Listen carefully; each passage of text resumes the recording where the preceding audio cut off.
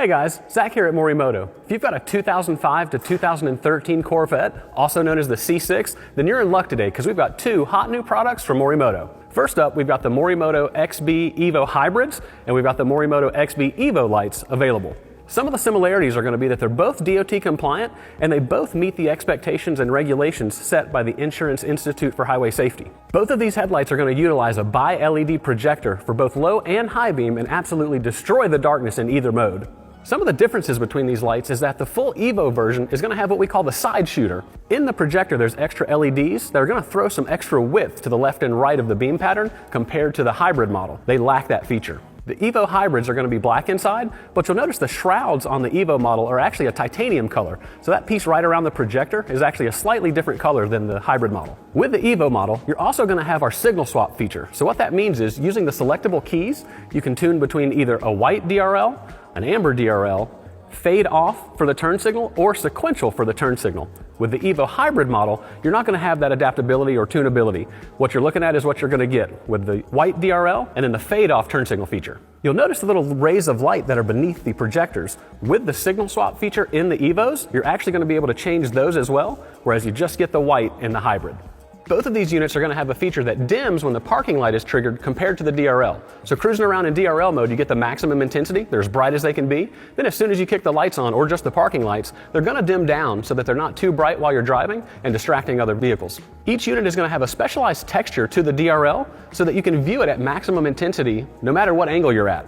Another feature of these is that they have an adjustment. They've got a 6 degrees up or down adjustment, so vertical adjustment, so that you can get them tuned just perfectly to your ride height. If you've got a slammed C6, you can compensate for that by adjusting the lights. With the XB EVOs, you're going to get a startup animation. So when the headlight gets power, it'll go through an animation sequence that looks really cool when you start it up. The EVO Hybrid lacks that animation feature.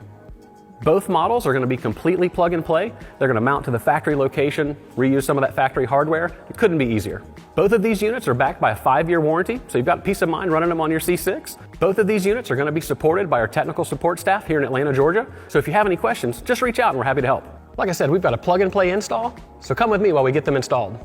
Begin by jacking up the car and securing it to the jack stands, putting the car on a lift or pulling it onto a set of ramps. Removing the wheel is not required, though it does help. If you do not remove the wheel, you'll have to turn the wheel all the way to either side to get access to the fender liner.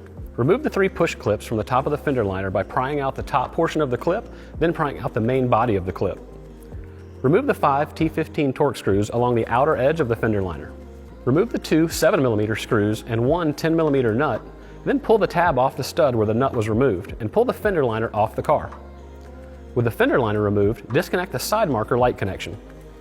Remove the side marker assembly by squeezing on the 2 tabs securing it and pushing it out. Reach behind the bumper and unplug the fog lamp bulb. Remove the 2 10mm nuts securing the side of the bumper to the fender. Repeat these steps on the other side. Move to the underside of the front bumper and remove the 5 7mm screws securing the bumper to the bottom of the car and the 2 7mm screws connecting the outer portion of the air dam to the center. In our case, in the application we're installing on, we were missing 2 of the 7mm screws. Open the hood of the car and remove the 4 T15 Torx screws, or in our case, there were 4 7mm bolts, from the top edge of the hood. With the bumper now fully unbolted from the car, lift up on the top edge of the hood and then lower the hood slightly and pull the bumper from the car. Unplug the main headlight connector shown and remove the 3 10mm nuts securing the headlight to the car. Remove the 6 T15 Torx screws from the top edge of the fender and the 1 10mm nut from the bottom of the fender by the headlight. This will allow the fender to be moved slightly to allow the headlight to be removed. With the fender unbolted, gently flex the fender upwards and outwards enough to lift the headlight up and out of the headlight cavity. Be careful not to flex the fender too much or crack the fiberglass, as the fender will be able to move enough for the headlight to clear the opening. Repeat these steps on the other side of the car. With the Morimoto XB mode selector keys, you can decide what style you'd like for your daytime running light and turn signal. Choose from the color-coded keys for your desired style. The red key is going to be a white DRL with a fade-off turn signal. The blue key is going to be a white DRL with a sequential turn signal. The green key is going to be an amber DRL with a fade-off turn signal. And the black key is going to be an amber DRL with a sequential turn signal. Install the mode selector for your preferred mode into the 3-pin connector on the back of each headlight. This can always be changed after the install if desired. Make sure the vehicle and the headlights are off when changing the mode selectors. If you want an easy way to access this connection, there's an extension harness available that plugs in between the headlight and the key to make it more accessible. Each headlight will have 4, 3 male and 1 female, gray resistor plugs. Connect the supplied resistors to the matching connectors on the headlight. Connect the headlight input harness to the main headlight assembly input connector on each light. Open the underhood fuse box and locate the 15 amp fuse in fuse slot number 6. Install the supplied fuse tap into the number 6 slot you just removed and route the harness out of the fuse box. Using a drill with a 5.5mm or 7/32 drill bit, or a small cutting tool if that's all you've got, make a notch in the side of the wall of the fuse box lid for the harness to pass through. Insert the grommet on the fuse tap into the notch, close the fuse box lid down on the harness. Connect the DRL harness to the fuse tap.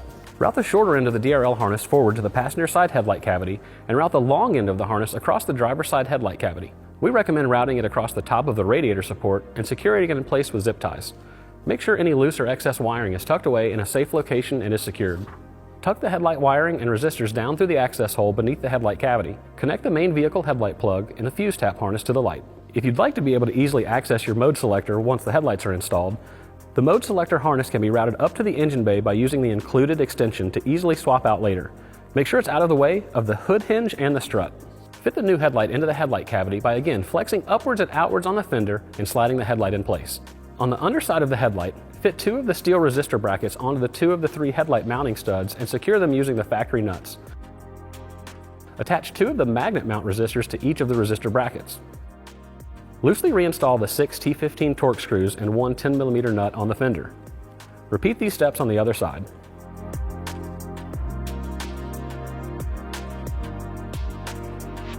Lift the bumper back onto the car, align the headlights, fenders, and bumper, and tighten down the fenders, headlights, and top sides of the bumpers into place. Confirm that the air ducts on the underside of the bumper are aligned with the duct behind the bumper and reinstall the hardware along the bottom of the bumper. Reinstall the side markers and reconnect them, as well as the fog lights. Get in the vehicle and confirm that all functions are working properly. Reinstall the fender liners. Using a long Phillips head screwdriver through the access hole in the engine bay, follow the instructions to properly align your headlight's low beam cutoff. With the vehicle parked on level ground 25 feet from a wall, measure the distance from the ground to the center of the headlight projector. If the distance from the ground to the optical center is less than 34.5 inches, adjust the top of the headlight cutoff to the same height as the headlight measurement you took.